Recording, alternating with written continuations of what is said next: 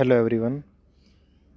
Six class का जो fourth lesson चल रहा था वस्तुओं के समूह बनाना, इसमें जो नेक्स्ट जो टॉपिक है वो है विल्य अथवा अविल्य।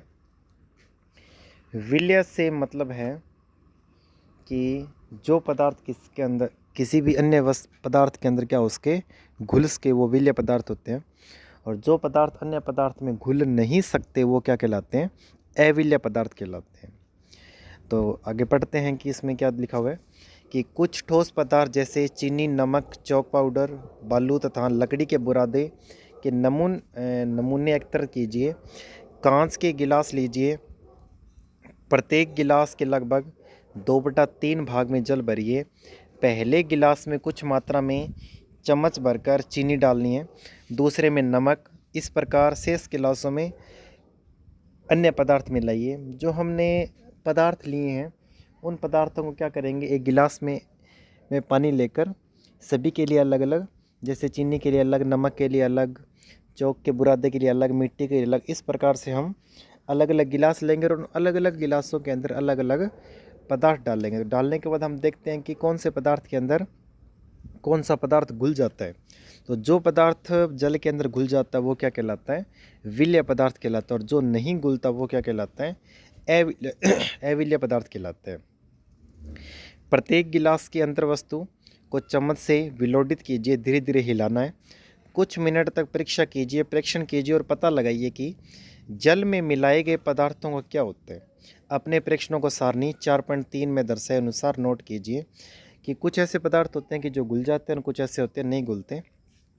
तो आपको लिखना है कि नमक जल में पूर्णतः लुप्त हो जाता है, मतलब कि घुल जाता है। उसी प्रकार चीनी का क्या होता है, अपने अध्ययन के अंतर्गत करना है ये, मतलब कि ये अपने विचार इसके अंदर लिखने, चीनी घुलती है नहीं घुलती, बालू जो रहता है वो घुलती है नहीं घुलती, चौक का पाउडर घुलता है नहीं घुलता, लकड़ी का बुरादा घुलता है या नहीं घुलता। तो इस प्रकार लिखना है कि जो घुल जाता है उसमें क्या लिखोगे, जल में पूर्णतः लुप्त हो जाता है। वो जो नहीं घुलता है, जो अविल्य हो जाता है, मतलब कि उसका क्या लिखोगे कि जल में पूर्णतः लुप्त नहीं होता है। तो इस प्रकार से इस सारणी को कंप्लीट करनी है। उसके बाद है नेक्स्ट आप यह पाएंगे कि कुछ पदार्थ जल में पूर्णतः लुप्त हो गए, अर्थात घुल गए, विलीन हो गए। हम कह सकते हैं कि ये पदार्थ जल में विलीन हैं। अन्य पदार्थ जल के साथ मिश्रित नहीं होते तथा काफ़ी समय तक गिलास में विलोडित करने पर भी जल में लुप्त नहीं होते। ये पदार्थ जल में अविल्य हैं। चूँकि जल बहुत से पदार्थों को विलीन कर सकता है, इसलिए हमारे शरीर के प्रकारों में इनकी एक महत्वपूर्ण भूमिका है। क्या द्रव भी जल में विलीन हो जाता है? द्रव मतलब कि कोई भी जलीय पदार्थ है जल में विलीन घुल सकता है? हाँ, यस, घुल सकता है कोई भी पदार्थ। तो उसका जो कलर है उसी के अकॉर्डिंग हमारे को देखने को मिलता है।